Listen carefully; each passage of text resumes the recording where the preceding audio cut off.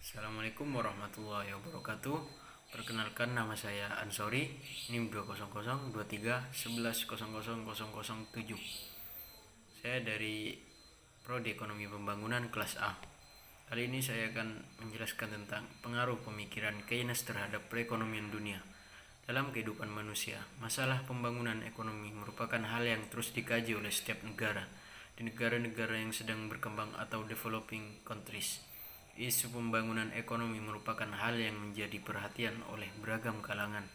Pembangunan ekonomi diartikan sebagai serangkaian usaha yang berkonsentrasi pada alokasi sumber daya serta ragam cara untuk menjaga kestabilan pertumbuhan output yang baik sepanjang waktu. Pada dasarnya, pembangunan ekonomi terfokus kepada kegiatan sosial, ekonomi, dan mekanisme kelembagaan untuk meningkatkan skala standarisasi hidup yang layak bagi masyarakat miskin di negara berkembang. Dengan adanya pembangunan ekonomi, infrastruktur akan lebih banyak tersedia, perusahaan menjadi semakin banyak dan berkembang, taraf pendidikan semakin membaik, dan tingkat teknologi yang akan meningkat. Pembangunan ekonomi di suatu negara diharapkan dapat menciptakan kesempatan kerja yang lebih banyak, tingkat pendapatan yang meningkat, serta kemakmuran masyarakat yang lebih tinggi. Berdasarkan definisinya, diketahui bahwa pembangunan ekonomi akan meliputi berbagai aspek perubahan. Hal ini menyebabkan pencapaian keberhasilan pembangunan ekonomi suatu wilayah sulit untuk diukur secara kuantitatif. Sebagai salah satu orientasi utama dari ekonomi, maka pendapatan per kapita harus terus ditingkatkan. Pendapatan per kapita ini akan menurun jumlahnya tatkala tingkat atau jumlah nilai dari produk domestik bruto lebih rendah dari tingkat pertumbuhan penduduk.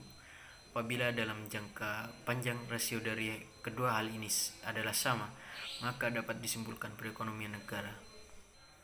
Ekonom dunia yaitu John Maynard Keynes yang lahir pada 5 Juni 1883 dan wafat 21 April 1946 adalah ekonom Inggris yang gagasannya mengubah teori dan praktik ekonomi makro serta kebijakan ekonomi dunia.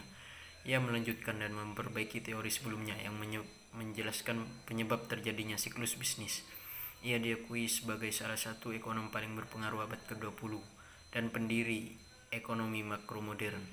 Pemikiran-pemikirannya menjadi dasar mazhab ekonomi Keynesian dan semua turunannya.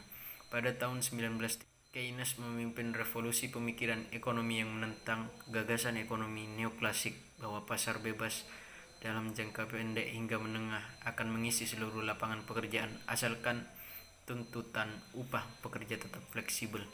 Ia berpendapat bahwa permintaan agregat menentukan tingkat seluruh aktivitas ekonomi dan kurangnya permintaan agregat akan memicu pengangguran tingkat tinggi yang bertahan lama. Menurut ekonomi Keynesian, campur tangan pemerintah diperlukan untuk menstabilkan kembang kempisnya siklus aktivitas ekonomi. Keynesian mendukung penerapan kebijakan fiskal dan moneter untuk mencegah dampak buruk resesi dan depresi ekonomi. Setelah Perang Dunia Kedua, sejumlah ekonom barat ternama menerima saran kebijakan Keynes. 20 tahun setelah Keynes meninggal dunia tahun 1946, hampir semua negara kapitalis di dunia menerapkan kebijakan Keynes. Pengaruh Keynes memudar pada tahun 1970-an, salah satunya karena stagflasi yang parah menghambat ekonomi Inggris Amerika sepanjang dasawarsa tersebut, serta kenaifan teori Keynesian yang dilontarkan oleh Milton Friedman, ekonom yang memprediksi krisis tersebut. Ia bersama ekonom lainnya meragukan kemampuan pemerintah untuk mengatur siklus bisnis secara positif menggunakan kebijakan fiskal. Meski beberapa pihak menyebut bahwa teori moneter Friedman mempengaruhi tanggapan Federal Reserve terhadap krisis keuangan global. Lewat bukunya The General Theory of Employment, Interest and Money, Keynes telah menimbulkan revolusi di dunia dalam pemikiran dan analisa ekonomi makro yang dengan secepatnya mempengaruhi pengajaran teori dan penyusunan kebijaksanaan ekonomi di seluruh dunia. Sayangnya buku tersebut tidak mudah untuk dibaca, tidak selalu jelas dan seringkali membingungkan. Suatu hal yang agak aneh bagi Keynes yang terkenal sebagai editor majalah Economic Journal yang sangat kenamaan itu, sehingga tidak lama kemudian menjadi buku yang tergolong klasik. Di samping itu, Keynes sendiri tidak sehat, bahkan tidak lama hidup setelah tersebar luasnya ajaran yang terkandung dalam buku tersebut. sehingga tidak sempat melancarkan kampanye menanggapi pendapat ahli lain, ataupun menerangkan lebih lanjut hal-hal yang ternyata kurang jelas bagi masyarakat umum.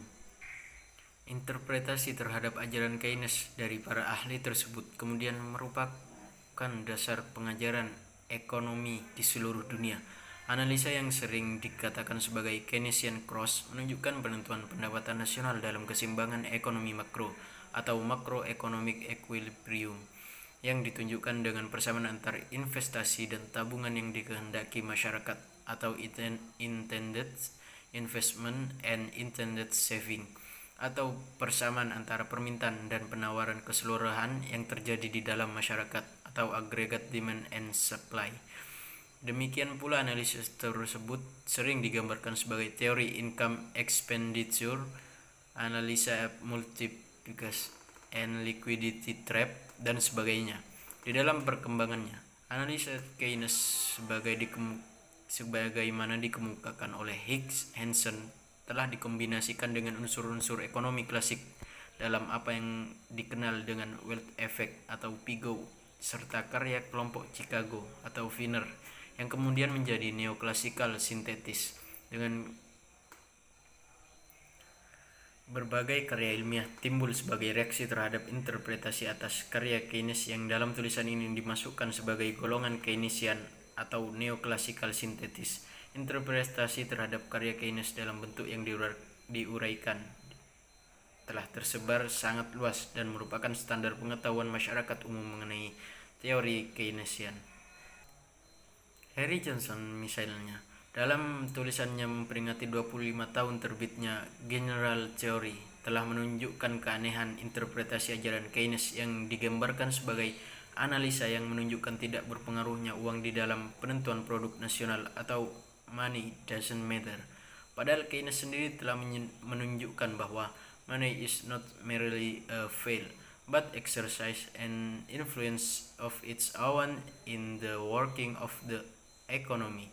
Bahkan dari judul yang dipilihnya bagi ekonomi yang sangat terkenal ini jelas ditunjukkan arti pentingnya uang dari berbagai tulisan sekelompok ahli ekonom. Perbedaan aliran pemikiran Keynes dan klasik. Ekonomi tentu tak lepas dari pandangan atau teori-teori yang mempengaruhinya.